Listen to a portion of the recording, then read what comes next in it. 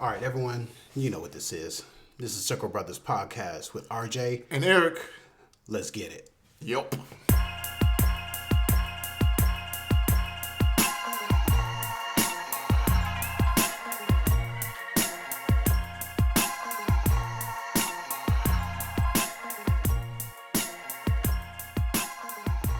All right, you know what this is. Circle Brothers Podcast with RJ. And Eric.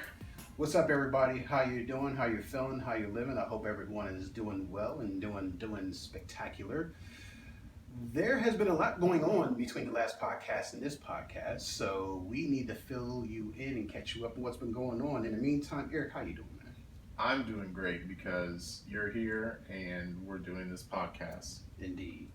And we do it for the people because you know when you rock with Circle Brothers, you rock with the best. Indeed. So, as without further ado, we got a lot to get to today because people have been up to things, and also this week is a very special week because it is the week of E3. We love E3 Yes. week. E3 is like our Christmas. So, Oh my God, yeah. literally, it's everything. Okay, so in case for those who don't know, E3 is literally like an Electronics and Entertainment Expo. That's literally what it means. It's 3 E's, Electronics Entertainment Expo. In that, literally anybody that has its weight in the electronic and entertainment field literally comes out with their bells and their whistles, their hoobobs and their doodads. They're things that they like to do, things that they know they're going to fail, but they're going to put out there anyway because they need to talk about something. And anything that is new, hot, and popular, they are going to put it out there and let the people actually see it, play with it, touch it, smell it, and say that they like it or say that they don't. So that's pretty much what happened. That's all with computers, so laptops, phones, and that's in the hardware field. Also games, new video games, new consoles, new remotes, new TVs, new just about everything. And also they're releasing the price points for those, and we'll get to that in a little bit. So in the meantime, in between time, let's see. Eric, what are we going to start with today, man? What we're going to start with? I think you have some information you want to share because you need to get some things off your chest. Yeah. I was trying to avoid this, but you know what? Let's just do it like the Band-Aid and go ahead and rip it off. The first thing we're going to talk about is a piece of news. I'll tell you what, we'll start with this. I actually have what's called the DC streaming service. Now, the DC streaming service, what it actually is DC Comics streaming service that actually has all of their properties for not video games, but all the properties for comic books. They also have all their providings for, I believe it's actually TV shows that they're actually producing. Also, not video games. I can't want to say video games. It's not video games. It's actually animations and all other different types of material that they're trying to produce. And this is all under the DC banner. Now, one of the shows that just got produced, literally just was introduced. Oh, Swamp Thing. And then after the first episode. Yeah. Oh, okay, God. So there's been all this talk and speculation. They were having production problems even before all this. So they found a way to try to finish it. Once they got it finished, they were like, you know what? We just released this, but you know what? After the first episode, a message came out saying, you know what? We're done. It's like, wait, okay, you mean you're pausing and we're gonna, come out with a later season later on, maybe next year you're up. No, we're done. It's like, no, we're cutting it off at the knees. So I was like, wait, you just put this thing out? Yeah, we know we put it out, but no. So what? Right. So long story short, what happened from there is that I believe the production for Swamp Thing was actually filmed, I believe it's in South Carolina. Correct me if I'm wrong in the comments, but I believe it's in South Carolina. So while they're actually doing the production, they were promised a certain amount of money. I believe it's somewhere in the 40 some odd. I don't think it's 40,000. I think it's 40 billion. Something along those lines. It's around the 40s. I actually will link the article in the description to actually confirm some of this. But in the meantime, while they were promised this significant amount of money, South Carolina, towards the end of production, came to the production of DC and said, hey, we know you were promised about 40,000 or 40 billion some odd dollars from us as far as a kind of like a tax leeway. So basically it allows them to have more money to play with in production. They have to go through the state to go ahead and get that done and say, hey, state, how much will you allow us to have tax-free to go ahead and film this show in your location. South Carolina said, oh, around 40 billion, some odd, whatever. They said, okay, cool, we can go ahead and do it because that means that gives us enough money in our purse to go ahead and do what we need to do. Towards the end of the season, they were like, yeah, about that 40 some odd, really, we don't have that. That was really an accounting error. We're going to give you 14,000 and that's pretty much it. Wait, like, I thought we were partial. No. That was an accounting error. It's really 14. So it's like, oh, well, crap. Well, if we do it that way, then that means we're not going to have enough money to go ahead and produce our show. So the 12 that we were actually intending for episodes, we're going to knock that down to 10. And we're gonna hope for the best. So once they knocked it down to 10, they're like, okay, great. Now that we got it down to 10, give it over to the parents over at DC, the higher ups, the executives, and let them basically figure out how we're gonna get money for next season. They're like, yeah, about that, no. We're gonna wrap it up and call it a day. And they were like, well, we're not gonna get another season. No, you're not gonna get another season. No. So that was very disheartening. Because I'm like, well, if your production style and things are going in that direction, now I have heard that they have good reviews off of the first 2 shows that they produced. I think it was Titans and also, what was the other one that they produced? Doomsday Squad. So they actually got pretty good results, at least for their initial offerings for it. But I guess in a nutshell, that actually, DC Swamp Thing is starting to cause a bit of a stir in that, and people are very much in an uproar because it's seeing that DC streaming service is still fairly new. This is like the 3rd show, and they ran into this bit of faux pas. Now it's starting to be a pebble, but it's starting to roll into down the mountain into a snowball, and then now it's turning into a big pile of mess that's rolling down the hill. And by mess, I mean yeah. So. Anyway, it's unfortunate though, because I heard it was kind of good. Yeah. From what I've heard, because I haven't saw it as of yet. I'm still wanting to go ahead and see it because I'm actually going to watching it now. Yeah, I know, but I have it, so I got to justify my purchase by watching it. So I'm gonna go ahead and watch it, give it due diligence, and see what actually lands there. But that got me to thinking while I'm actually exploring the internet and figuring out what else is going on. DC has been rather busy, kind of like Disney in the House of Thanos. So, well, Disney has actually been absorbing more and more properties and getting stronger and stronger, like Infinity Stones. So it's actually getting powerful. The other part that's actually been more concerning with DC is that they're now being reevaluated. I guess what's been going on in the background outside of the Swamp Thing, because again, the Swamp Thing is dealing with DC. But the parent to DC is Warner Brothers, and Warner Brothers has been going on with a number of different things in the back room. One of which is that AT&T is actually joining with DC, so they are now partners. Ooh, Lord yeah. So now that you have a new mom coming into the marriage, so you got daddy and stepmom now here, and stepmom comes in, and as you know, with new marriages, the mom comes in and says, you know what, things got to change around here. Let me go ahead and adjust these drapes, and basically you're going to you let your kids talk to you like that. They need to talk to you in a certain way when I'm around. That's a whole different discussion. We'll leave that alone. So going back to the subject, AT&T and Warner Brothers is saying, you know what? We're going to reevaluate all of your properties together, and we're going to see what actually will work and is profitable for us as a company moving on forward. Did you see the trailer for Batgirl? Different discussion. Man, I'm all about like. Are you talking about Batwoman or? No. The Batgirl with like that Australian chick that was a model, and now she's an actress. She was in Orange Is the New Black. She's got like all the tattoos and stuff. And so she plays Batgirl, or is Batwoman, I think. Whatever. Yeah, because it's supposed to be the Cassandra Cain. Yeah. But it's just like. I saw the trailer for it and I was like, there's nothing about this show that makes me want to watch this garbage pile. Well, you're not the right demographic for it. Yeah, because, I mean, there's a whole lot of things with her that are going on that they're trying to appeal to in a certain demographic, and I can tell you, you are not it. I guess, man. I don't know. Right, so that was the same thing I felt with, like, Supergirl when they came out on CBS, and then... But that show was actually kind of good. kind of good. I couldn't even get past the first episode.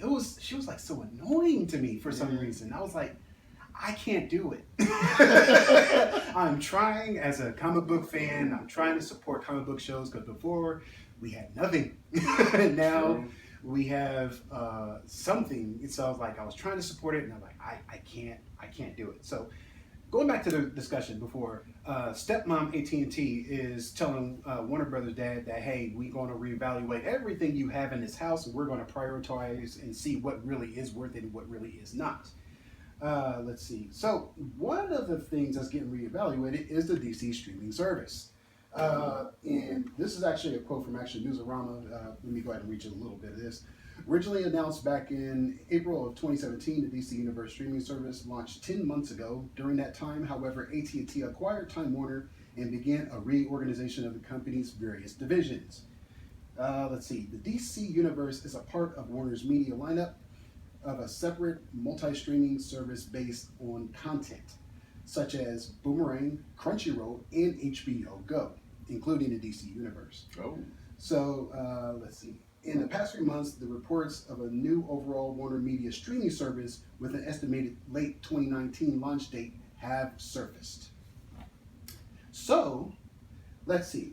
If you have Boomerang, which is actually the old school Cartoon Network, Crunchyroll, which actually houses just about a good chunk of anime from overseas, over in Japan, China, etc. Also HBO Go, if you have HBO Go. And also if you have a DC streaming service. I don't know where that's going to land towards the end of the year. Yeah, that's right. So what I'm thinking what's happening and why I referred to the mouse at the beginning of this discussion is because the mouse has been trying to find a way to conglomerate or basically bring together all of its various properties and try to present them in a certain line and fashion. Disney acquired Hulu. They also have their own, Disney has its own streaming app that's actually coming out. So right now that actually looks to be like two major channels for Disney to be able to choose. But they also own ESPN. But they also own ESPN, and they're not letting go of that because you don't let go of sports. So that's a major cash cow unless you're like NBC and all the other ones, but they're not as big as ESPN. So, well, in theory. So that's later. No, that's a different discussion. Right. So outside of that, long story short, with AT&T and Warner, they're reevaluating all of these different properties, and what I believe that you're trying to do is they see what Disney is doing in trying to combine all of their big properties into like two streaming services to make it simplified for their offerings and try to command a bigger price point for their monthly services in order to catch everything. I think they're trying to do the same. They're trying to gather everything that they can that's actually of high value and try to make it a streamlined service with a higher price tag or a premium price tag on it to basically say, okay, if you want anything, you got to come here to get it. Kind of like with the back in the day with the cable networks, where the cable networks you only had like back in the day you only had I think like maybe three major ones. Right. And that means you really didn't have a whole lot of options, but you had to go for that cable network, and that cable network had all the channels that you would possibly like, but they actually, over the course of time, they actually had a whole bunch of channels that you didn't like, but you still had to pay the same price. Right, you didn't gouge for it, so. Right, so, I mean, the person that's interested in ESPN is not going to be interested in the Home Goods Network or HDTV or something along those lines. Right, or Crunchyroll, possibly. Right. So, but they're trying to grab all those properties, load them under one banner, just like the old school cable networks, and I believe that they're going to try to claim a higher price point on it. Well, so I guess if you want your, like if they did, let's say you got HBO Go and you got Crunchyroll and the DC streaming service, and they charge $20 for that, or even $24.99. Right. That might make sense if you're going to get all three. Right. But then I wonder how that does with Apple's new thing, where HBO is at the forefront of. For Apple TV's new TV service, it's TV Plus. So, I mean, all this stuff just throws a monkey wrench into everything. True. Because all these companies are trying to vie for your dollars and get you to get their streaming services. I don't know. Yeah. So this is coming into a very interesting head. So what's going to end up happening is if they end up doing that, Warner Brothers, So if what they'll probably end up doing was traditionally called the double dip. They're actually going to try to get all the people that, as much as they can, over to their stuff, so that way they can pay the premium price for it. If they can't get them over that, like say, I'm not going to there, I prefer Apple, and I prefer their streaming service, and I know the content that's actually there, and I know some of it's owned by Time Warner, but I like the Apple ecosystem.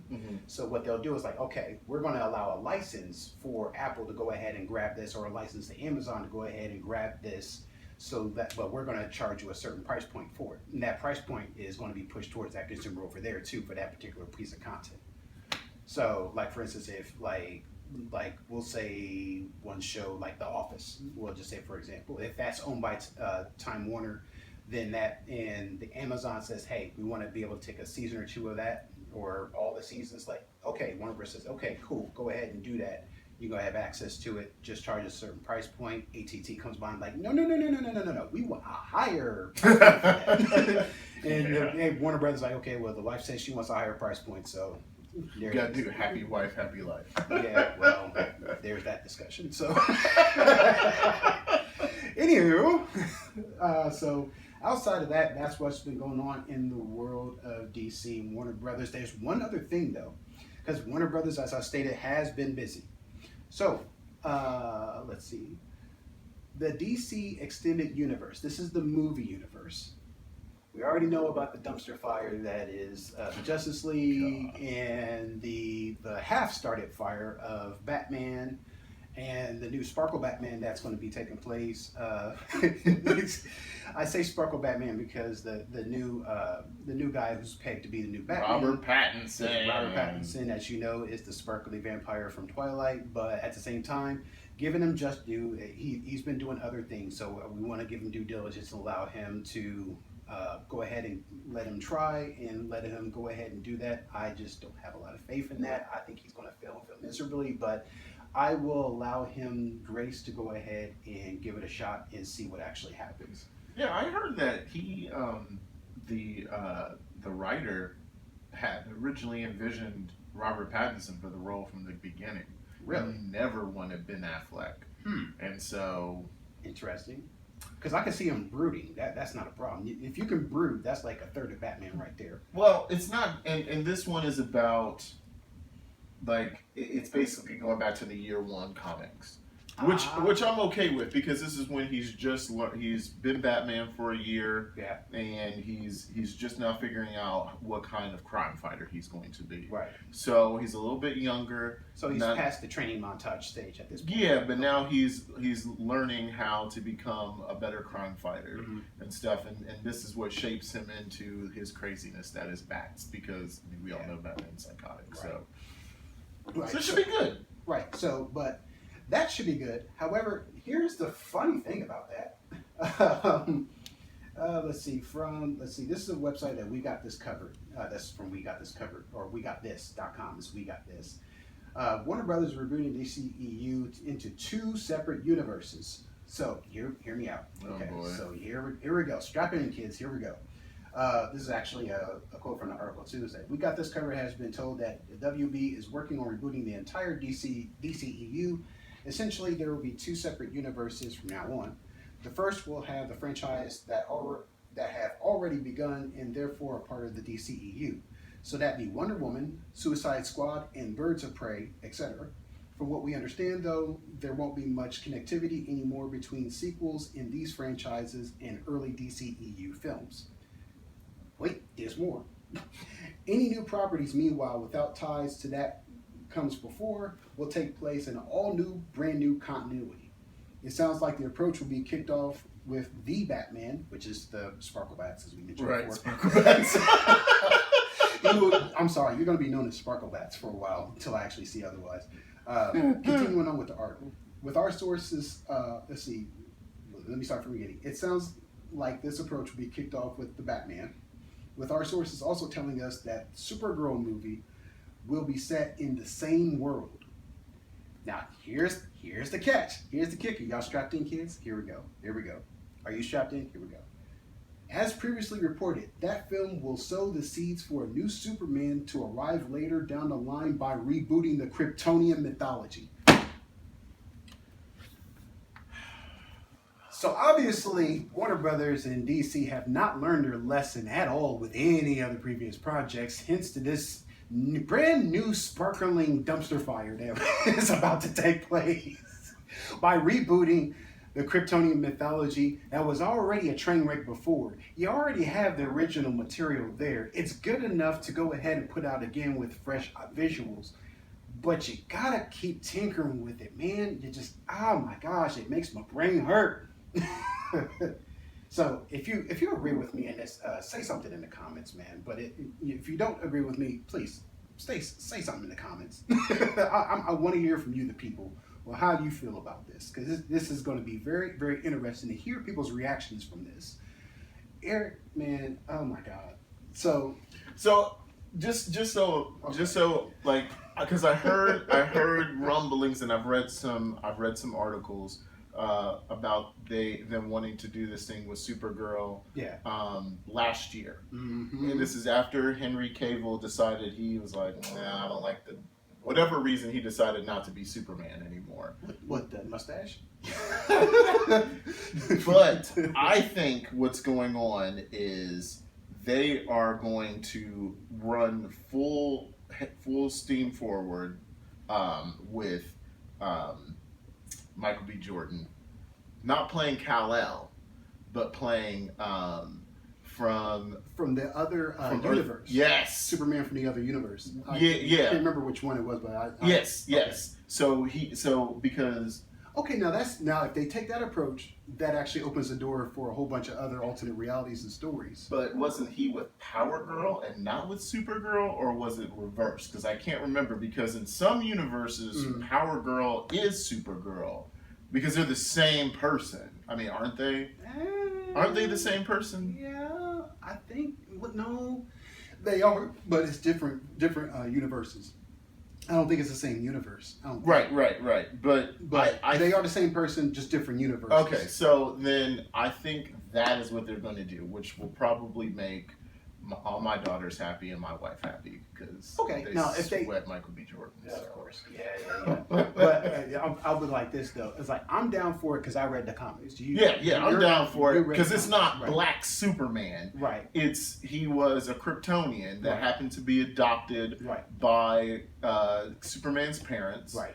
And in another universe, before they sent off Kal-El, they sent off all of those kids. Right. So this is not, and I forget what his name is, and it's going to come back to me. But if they take that approach to it, I can see true comic book fans saying, okay, this will work. But I can see a lot of other people saying, oh, this is DC trying to be trying to do their diversity hire. No, that's not what they're doing. Yeah, I see that discussion coming. I see it coming around the corner. Possibly. but if they do it that way, then I'm okay with wanting to see how they're going to go, but knowing how DC has been with their live action movies, it's going to suck. So, yeah, their animated movies are on point. Right, always. Their animated movies are better than Marvel's animated movies. Right. But their live action films suck. So. Oh my gosh. So, ladies and gentlemen, that's pretty much what's actually going on from there. But just to back up a little bit, I would actually like to see that. Not because of the diversity hire, because I know that's coming. So that conversation is coming. Anyway, but I do like the fact that actually opens the door for them to actually do other stories like they really wanted to, and just keep some of those stories self-contained. And if they want to overlap, they can. But it allows that door to actually happen, because if everyone knows the original continuity with the regular Superman, the Trinity of Batman, Wonder Woman, Superman, all that stuff, we actually know the storylines that come with that, and we have an expectation for it. If you do the alternates, then not everyone is aware of the alternates, but everyone can still actually enjoy it if they actually come in there with an open mind. But most people in this earth don't have an open mind. True. So. So then, would they use Flashpoint as a means to get there? Okay. I'm cool with that. If they use Flashpoint to do that, right, and they use Jeffrey Dean Morgan to play Batman's play Bruce Wayne's dad. Okay. I'm good.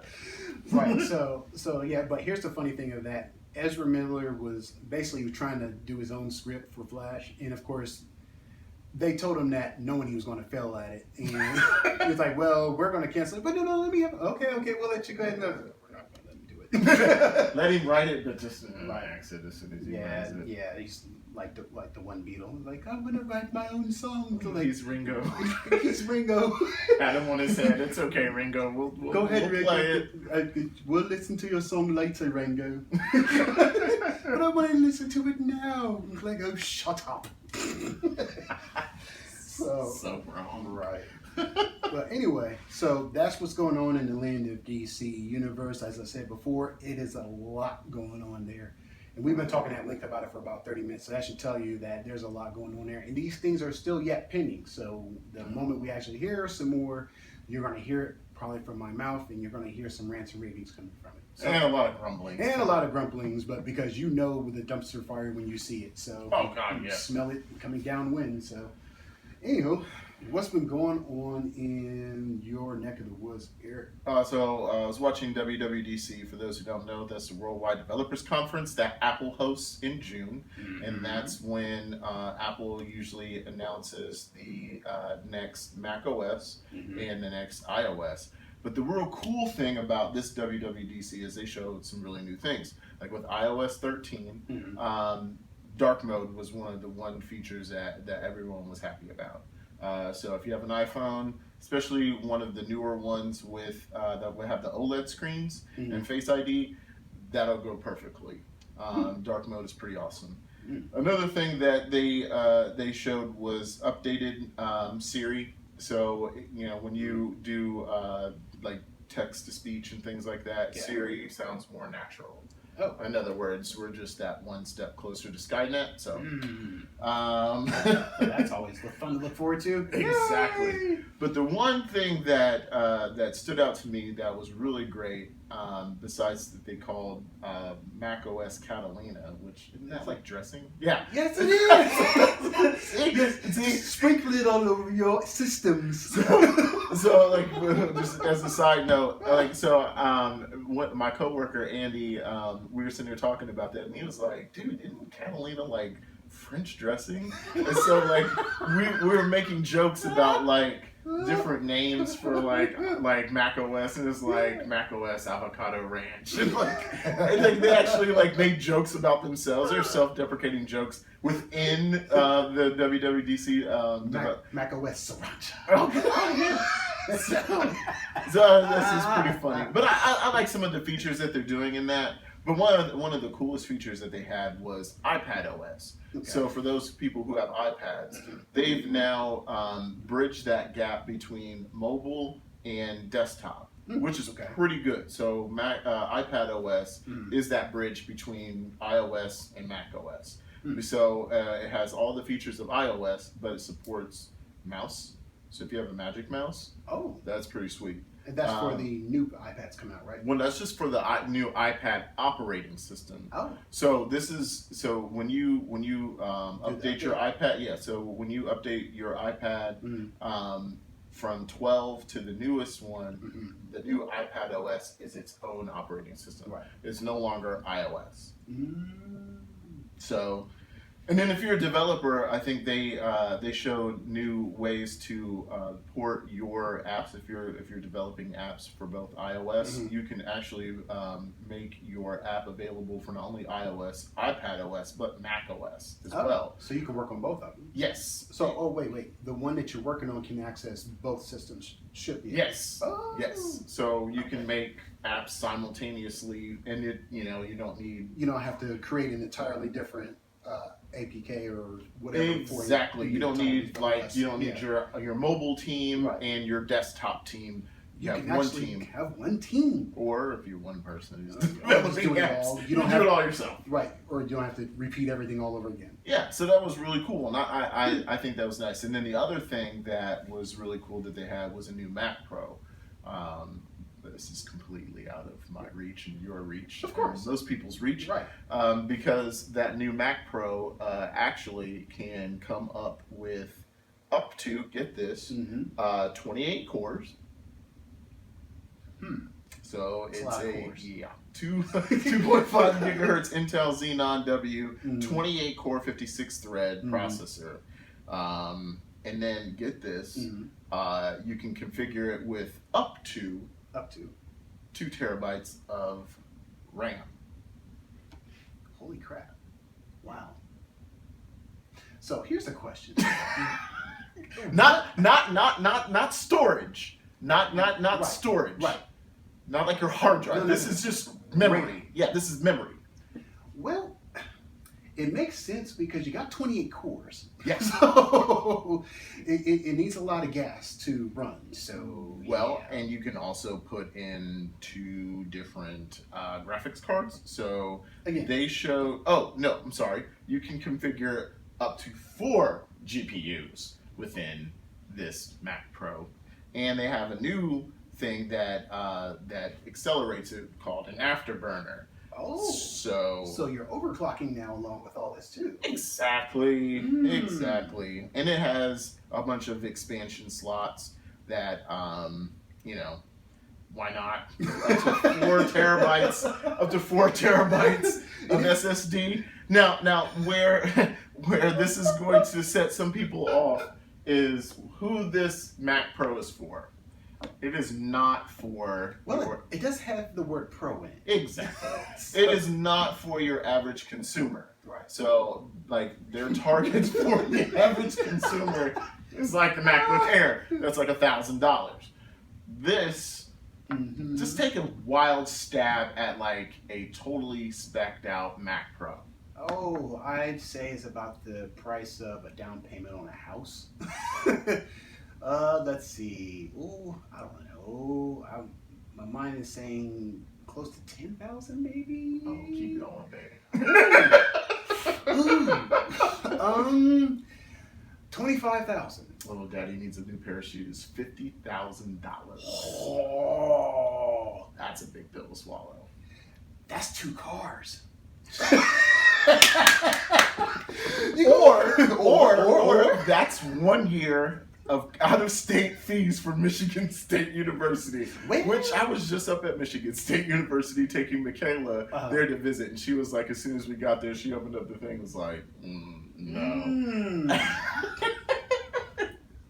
$50,000 if you're out of state. So if you want to be able to process 8K video, multi-threads of 8K video, raw, or in Final Cut have like, so I think what they demoed like over 800 tracks in Final Cut when they were editing music. Yeah. So it's like 4 orchestras worth of tracks. So in other words, when we say professional, we really do mean professional. Yes. This is for the big boy studios. Oh. And when they showed their display, because they have a new display, Then the $1,000 stand. yes. And so like my boy Andy was like, dude, it's $1,000 for the stand, and I was like, man, that thing ain't for us, man. He was like, I know, but Bro, it's like still. if you go spend $50,000 on a computer, the last thing you worried about is like $1,000 for the stand for the monitor. If that stand breaks for any reason, oh wow. Oh, Gotta love Apple for that, man. They'll rob you one way or another. the finesse is real, man. They like, yeah, finesse that. Give me that 1,000. Yeah, you want that? Get another 1,000. But it comes with wheels. So we can break. So when you're wheeling it around. So like when Andy and I were talking about this, we were watching it, and he was thinking like, because the way it's shaped, it's almost shaped like those little trucks from Star Wars. And so like if you have like really good developers and programmers, just start wheeling. Oh God, I pray for those interns, those poor interns that's going to be transporting that thing from one end to the other, and God help them if that thing tips over. Holy crap! Insurance is one thing, but your security in that position is going to be jeopardized If that thing tips over, Are you gonna be white gloving that thing? oh, there. Carrying it like a baby. Dude, I put like this: if that whole thing falls, you better be under it when it falls. Oh no! As soon as it drops, you out the door. Just don't look back. Just I put run. like this: Run. sacrifice your body first before it falls on the ground. Let it fall on you, so that way you can land on the hard ground. So yeah. That's just a tip for you out there. So to save your position, you can get Medicare or some type of insurance to cover your medical bills, but it's kind of hard out there for a pimp. So That ain't croquet, man. oh my gosh, I'm sorry for the randomness, but then I'm not. You know what this is, the Circle Brothers podcast. Anyway, Well, so now I just want to get into Well, no, before we get into E3 stuff, Yeah. I there's two things that I want to talk about. Yeah. One is a movie that when it first was announced, I was like, I kind of want to see this, and then they pushed it back, and I was like, And then they pushed it back again. Then they did more reshoots, and then they pushed it back, and then they just released this crap called The Dark Phoenix. So before we started doing the podcast, I watched a non-spoiler review of it, and the review for it was so bad because the movie was so bad. You know, it's like I wanted to care about this movie, Yeah. but at the same time, I'm like, this has no impact on anything. It's not supposed to. The whole thing is going to fizzle. And it's like, why did you even come out with it? Is it because there's legions of Jennifer Lawrence fans out there? You correct, or you Elijah, that have to see Jennifer Lawrence in a movie in order to justify you going to see this train wreck of a show. That's because they're looking for justification because Game of Thrones ended so poorly. That last episode. Well, yeah. So now you're gonna blame Sophie. Yeah, okay. I would blame Sophie Turner for It was like, listen, it was like, I need a resolution somewhere. Give me something. Well, here's how bad the reviews were. There was one reviewer that I read that on Rotten Tomatoes where they said that at least they got the hand gestures down, as because they're working with CG screens and like items that don't exist. So she's like turning the helicopter, that at least she had the hand motions correctly, and it looked believable. If that's the best thing you can say about that movie, it's I wouldn't even steal it from using Kodi or Terrarium TV to watch this train wreck. It makes my stomach hurt. That's how bad it is. I don't want to watch it using one of those streaming sites. Wow. That says something. Wow. I asked a buddy of mine, one of my friends from work, Joey Cison, shout out to Joey. He actually saw it. He was like, I was like, hey man, so how was it? He's like, it was okay. He was like, I wouldn't spend money to go see it though. Well, see, and then the same guy I was talking about, we were watching WWDC with Andy. He was saying that he went to go see it. He was like, so how was it? He was like, it wasn't that bad. And I was like, dude. He was like, all right. Lie! You lie! Shame! Like, he said that they should have split it up into two movies. And I agree. How can you take something that was a whole arc of comic books and condense it down into one movie? They didn't do it service in the first time they kind of tried to do it. Right. The best you could have done if you didn't want to adapt the whole comic book is you could have looked at the cartoon and saw how they handled it in the cartoon and said, oh, you know what? We already have a script. Let's just copy that and then turn it into film. And at least you would have had something that was decent. Right. But you can't even copy the cartoon? That's sad. That makes me sad. Yeah. I'm like, oh my gosh. So yeah, it's bad, ladies and gentlemen. So what it's that's what I was saying. Like with this show, it like you said, actually has a lot of content actually to it. If they did try to take it and try to split it up, I guarantee you somebody along the way probably had that idea until they saw the budget that they were allowed to work with. And they were like, well, crap, we're going to have to do this in one movie. And then they started trying to do the one movie and it was like, well, crap, we need to reshoot it. And then it was like, well, crap, we need to push this back. And then it was like, well, crap, looks like it may not actually get done at all. So we really need to get this pushed through because we've spent a lot of time and money and effort into this. We need to have something to show for it. It's like, well, we'll go ahead and fast forward this. Go ahead and push it out. Now that they got it pushed out, it's like a turd. It's laying there, and people are seeing it, and people are smelling it, and they're complaining and pointing. 22% on Rotten Tomatoes. Say that again for the people in the back. 22% on Rotten Tomatoes. That's garbage, ladies and gentlemen. And I believe, if memory serves me correctly, I believe out of all the X-Men movies, it is the lowest. The lowest. The lowest. As far as, I believe, is actually viewership, ticket sales, and also ratings. I believe is actually the lowest. If memory serves me correctly. But yeah. This here's one from RogerEbert.com. Brian Tallarico said, "It is a joyless, lifeless, boring affair that repeats ideas from better X films and feels more like an obligatory reunion cash grab than a deeply considered goodbye to iconic characters." That's bad. Ouch. Yeah. And that's bad that they actually saw it and called it out. It's like, you know what? This is a cash grab. You're trying to get that last little bit of money before you leave. I wonder if even like the good reviews, like someone, because I tried to read good reviews for it. Yeah. And I like the one that I did read that was good. It was just like, no. I think they were trying like so desperately to write something good. They were like, well, at least Sophie Turner's hair was nice. So, you're talking, out of a movie, you're talking about her hair. I mean, come on, man. I mean, well, it's kind of like the thing where if everybody's talking about good, you got that one person that says it's bad. Now it's like everybody says something is bad, then you got the one person saying, well, it's not so bad. I mean, contrary. You can laugh. It's supposed to be a tragic story. It's like, oh, well, you know. Anyway. So, and then the other thing was Far From Home. Have you seen some of the extra trailers?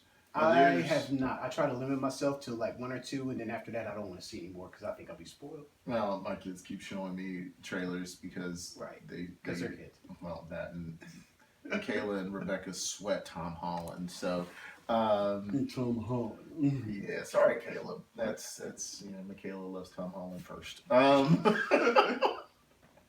that's funny. But there's some things in it that I think that look pretty cool, like him creating his new suit.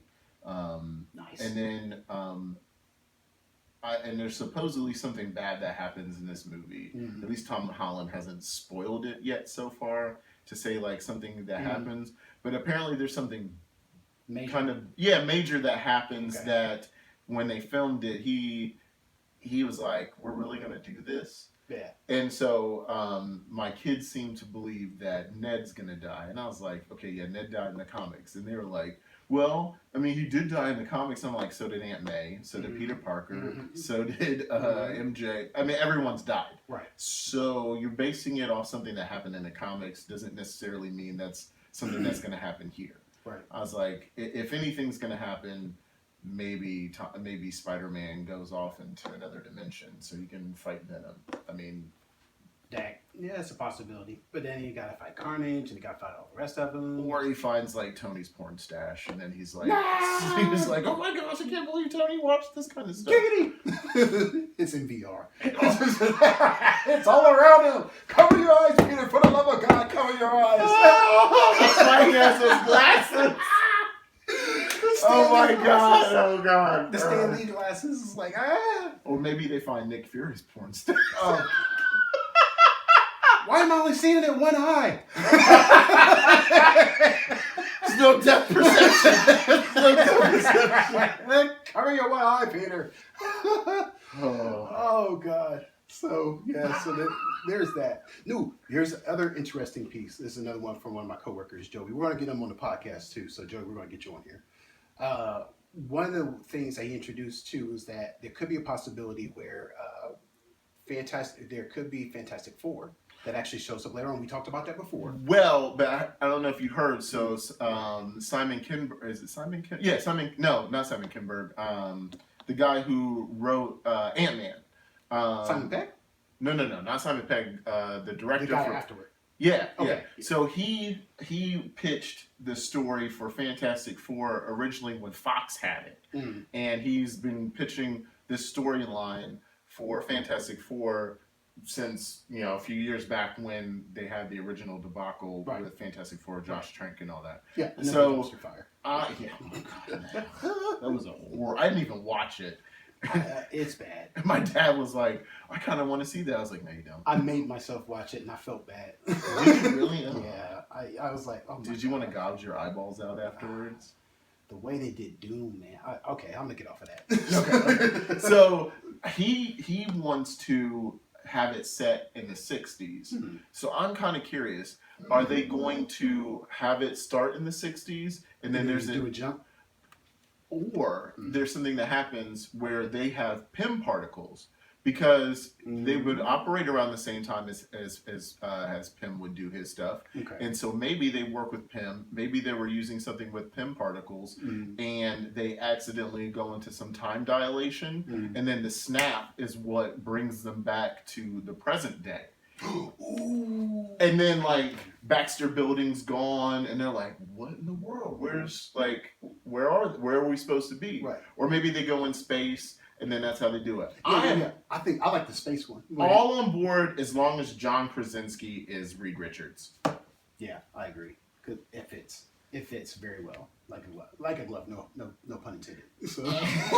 And they have to do some faces like where they make him look like Jim Halpert. Yeah, that'll be dope. That'll be dope. Okay, I agree with that. One of the other things he was introducing too is like that because there's ShangChi is supposed to come out, right? Yeah. So ShangChi, for those who don't know, ShangChi is one of the Marvel characters back in I think it's like 70s when everyone was kung fu fighting. Yes. So that was one of their iterations where they actually started introducing comic books that had martial arts in it. So ShangChi is supposed to be the master of kung fu. Fast forward, they're going to probably update that. I'm hoping that they actually do it in a style where it's where was the one? It's like Ong Bak, or they do it like what was the one that was it was like a tower or something like that. And the guy had to fight his way through. All the way up to the yes. You told me about that one. What movie was that? Oh God, no, I can't remember. Okay, we're gonna look it up real quick because that movie is dope. Let's see. So and it basically is like if it's not like I tell you what, this is what I really want to say. If Shang-Chi the movie is not like Ip Man, I will revolt. I will be so livid and angry. Because if you ever watch the Ip Man movie, any one of them, because he has a whole series, IPMAN, you don't know who it is, look it up, look at the YouTube videos, and you will see the type of fighting that I'm talking about. That is Shang-Chi. Shang-Chi, as far as the movie. Is it The Raid? That's it. Yeah. The Raid. Okay. So fight levels, I'm talking about on that type of level. Yes. That and Ip Man. If it's not on those two levels, I'm going to be mad. But anyway, Joey, my coworker, actually said that there could be a thing where somehow, some way, Shang-Chi is introduced, but basically gets folded into the multiverse. But when he does, he actually runs across Shang-Chi. And when he runs across Shang-Chi, he actually gets taught the way of the spider. Ooh. So I also heard that the villain for Shang-Chi's movie is the real Mandarin. Ooh. Because don't you remember in the Thor movie? They get it right for No. They did. What they did was when they sent Trevor to jail. The afterwards. Yes, and he meets the real Mandarin. Right. And he was like, "Why are you using my name?" Yeah. So I like that they did that. Right. So I'm like, that's awesome. Okay. Yeah, Okay. So if they stick with that, which is what they should, because it's already canon. So if they actually find a way to connect those two, that would be awesome. And you can connect Peter into the way of the spider, and then introduce him to all the other ways that can get done too. And now they can actually introduce a new Iron Fist, a good Iron Fist, and not one that's a pillow biter. Oh gosh. Sorry. When I heard that he was going to be Iron Fist, I was like, no. He was He was Sir Loris, and he was with Renly, and that does not work as Iron Fist. So, just to catch people up on what you're talking about, because I know people are so lost in our randomness right now. Basically, the guy that played Iron Fist for the Netflix shows, he was actually in Game of Thrones. And he played who's the brother? He was Sir Loras, the Knight of Roses. The Knight of Roses. Yeah. Right. Not that I could care less that he was gay. It was just the fact that he was in the show, and to see him play another character, and it's like, no. That would be like Michael Cera playing Shaft. Although I would watch that. That's so weird. Speaking of which, I don't know why they're doing another Shaft. Because Sam Jackson, because money. Oh, well, yeah, it is Sam Jackson. So anything he's in, he's going to make money, and he knows it. And they know it. Everybody knows it. So. And he needs excuses to say the F word. Of course. But, well, I don't think he's going to say it as much, though. Oh, I bet you he does, because he can't do it in Marvel movies. I don't let Nick Fury really say what he wants to say. The mouse has final say on that, so. So, anywho. No, it's E3. E3. Okay. We just got done watching E3. You probably actually saw it on our Circle Brothers station on Facebook. If you're not on Facebook, go ahead and join us in Circle Brothers. That's CIRCLEBROS, period. And you'll be able to see it on the search. You'll be able to see our Circle logo, and you'll be able to see us enjoying ourselves watching E3. That's the Xbox Live presentation. What are your thoughts on it, man? Well, okay, so when they showed Cyberpunk, that was like that was the end all be all right there, because they had Keanu Reeves come out and give the release date. And I was just like, done, take my money. Now, add to cart. You can print money. Done. I want it now. Add to cart. Right, but it doesn't come out until 4/16/2020. I can wait. Right, they've already pushed it back so far. Like, I'm good. As long as you make it good and everything's been looking great so far, like, just don't push it back anymore. Right. So I'm interested in that. I like some of the games that THQ Nordic has been talking about. One game that people had been speculating on was SpongeBob Battle for Bikini Bottom. You may laugh, but that game was so dope. I had it for GameCube, and that game was dope. Nice. And now they're redoing it. They're not remastering it. They're completely redoing the game. And taking assets that they weren't able to use originally. Like there was a battle with a giant robot Squidward, and they're putting it into the game. So they're adding content that got cut on the floor that couldn't make it because of size constraints. Right. So I'm interested in that full blown game. Yes, I'm not interested in Darksiders Genesis because I don't want to play a Darksiders Diablo game. Yeah, it just doesn't sound interesting to me. So with that, I was just like, all right, THQ, you didn't show me Time Splitters. I don't care. Right. That's what I want to see is Time Splitters. Right. And if you are our age and close to your 40s, then you will remember the people who made GoldenEye on Nintendo 64. Yeah, buddy. Do you remember when we had that game where all we could do was slap each other? If you've never played GoldenEye on Nintendo 64, slaps only, you have not lived. You have not lived. You've got to do slaps only. That's the best version. That's the best way to play that game. But so the original team that made that for Rare, when Rare kind of disbanded and got bought out by Microsoft, they went to create games for THQ Nordic. Well, no, they made their own game company, and they made a game called Time Splitters, which is the spiritual successor to GoldenEye.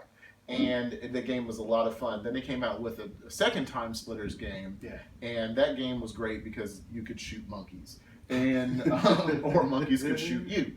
So look it up. Great game. If you've ever seen Shaun of the Dead, they're playing Time Splitters in that game, in that movie. So, but most people are waiting for that reboot because they've been teasing it. Right. They've been teasing it, and they didn't show that. And I think that's going to make a lot of people mad. But today is the first official day of E3, so I imagine they'll tease it at some point. Another game that I saw that I was like, the new Ghost Recon, I'm like, it was announced before E3. I'm all right with it. I loved Ghost Recon Wildlands. That was really great for PlayStation. And well, I have it on my PlayStation. I didn't play the Xbox one, even though I have an Xbox. But and then they showed a new think of the. Oh God, I can't think of the name of the game now. The one where you can control stuff with your phone. What was that? Was that like some type of glitch for Battlefield? No. It was not glitch, but it was some type of app that you could use with it. I think I knew what you Watch Dogs. Oh, so they have a new Watch Dogs, Watchdog Legion, and so I haven't seen the trailer for it, right? But they kind of announced it, right? And this one takes place in Europe, in London, I think. Which sounds interesting, and you have the ability to play as any person. Right. But I kind of like the singular focus. Right. The first one, is it more like they still have a singular storyline, but you can just pick any person that you want, and it. I think, and that can change the story and how it works. So I'm not sure how they're going to do that. Yeah. But if you play Watch Dogs 2, I thought that story was great. Not because you were playing as a brother, but I just thought it was interesting. Right. And then Watch Dogs also has ties to Assassin's Creed. So because the guy in the first Watch Dogs was in Assassin's Creed 4, I think. He was the boss. Was he Abstergo? Yeah, he was Abstergo, and he was the boss, and like he was leaving whatever and going to Chicago to help them with CTOS. Yeah, right. And then like in one of the missions as Aiden, you kill that dude. And so, and like if you look at his information, you can see that he works for Abstergo. It's really cool. So if you're into all that in those games, it seemed pretty cool. But going back to what Microsoft was doing. I thought the new Gears looked awesome. I thought the new Halo Infinite looked pretty sweet. I wanted more information about their new Xbox, Scarlet, and I thought that they focused more on talking about the cloud aspect of stuff. Right. And I think that they're doing that because of Google Stadia. Yeah. But when then Google kind of released information about Stadia, it just didn't seem appealing. Right. Because like if you want to get it, you have to pay for some founders pack, and it's like $120. Yeah. And it's basically a Google Chromecast and a controller. Yeah, and a controller, and I'm like, what are you paying for? Right. And you still got to pay for the games. Right. That's what I was saying too. So you're developing your own. I understand what they're doing. They're trying to develop their own ecosystem, trying to get people to back into it, and actually. Once they actually get people to back into it, like, oh, we'll give you 4K or 8K or whatever streaming, blah, blah, blah. It's like, well, here's the thing. People's internet is pretty decent for right now. It's actually pretty good. If you live in close to a big city. True. That's the caveat that they don't say. It's like you gotta live in a big city, or unless you have a place where you have Google Fiber that actually can make a world of difference. Right. Even then, you have to have consistent bandwidth to be able to keep up with these games. If you don't have consistent bandwidth or you have dips, that's going to affect your gameplay and the quality of your gameplay. And that's more than just going from like 4K to like 1080 to 720. And you may actually see that when you're actually playing your game. Oh, and here's the other caveat. What if you have like, let's say in your area, you only have an option for AT&T's internet service. Mm-hmm. Then you have data caps. Yes, so your cap done. You play one game, you may not have data for the rest of the month. So or it just be severely throttled to a point that you can't even play games. Exactly. So what are you paying for then? To check your email? Oh, hey, I can use my controller to check Gmail. Yeah. So I think game streaming will be fine when the internet, when everyone has access to the internet. Right, and not just access, but good speed that actually comes with it. Yeah, and America's speeds suck. Dude. Yeah, it's definitely spotty no matter where you're at. I mean, we're in Columbus, Ohio. It's actually decent, okay for right now, and we're like literally like pretty good distance within the inner city. Yeah. So we're not actually out in the sticks. So if you're out in the sticks, you're not going to get that. No, especially not with DSL, because some of them are still using DSL, digital satellite link. Yep. My heart goes out to you, man, because I mean, there's not a lot of options out in the boonsticks. So, Lord have mercy. Yeah. So, like I said, my heart goes out to you. But with internet being what it is right now, and it has the capability of going higher, but not to a price point where everybody can actually attain it. Yeah, But I thought that their new when they announced Game Pass for PC, and then and I was thinking, all right, what's gonna happen if you own, like, what if you're someone who has PC and console? Right. Then what? So then they address that with Game Pass Ultimate or something like Xbox, that. Yeah, and so you get Xbox Live and Game Pass, and you can use it on your Xbox game system and on PC. Right. That's great. And it was only $14.99 a month. Right. So you have no reason to not. If you have an Xbox, you should be getting that. Right. And if you're listening to it today, you're watching this video today, right, then you can go out and get Xbox Live Ultimate Game Pass, right, for $1. Right. And as of today, that's June the 9th Yes. of 2019 of our Lord. Yep. Message for you, son. So, anyway, I think that will actually conclude it as far as everything we actually saw through E3. Like I said, from my perspective of E3, I'm actually excited for Cyberpunk. I'm really excited for that. Let's see. I'm curious to see the new Dragon Ball Z game that's actually. That looked pretty good. Right. So I'm glad that they're kind of rebooting it a little bit.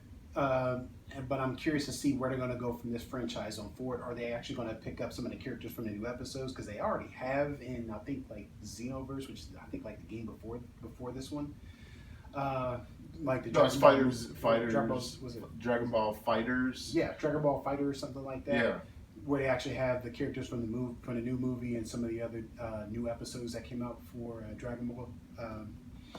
But anyway, with this, like I said, I'm actually excited about that. I am excited to hear about the new Watch Dogs. That does actually appeal to me because I'm an Ubisoft fan. I like the I want to say Lord of the Rings. It's not Lord of the Rings. It's actually Assassin's Creed. Yeah. I'm an Assassin's Creed fan. Always have been. I'm interested to see Gears of War, the new Gears that's coming out. That's going to be fun. All the Gears have always been fun, especially when both of us play. We'll eventually get into gameplay too a little bit later on in the year, so you'll see that pop up. So be on the lookout for that. But in the meantime, I'm actually excited for all this. It really does actually renew my faith a little bit in Xbox as far as what they can actually do as far as their capabilities. So I'm interested to see if these games actually will pan out or if they're actually going to get pushed back.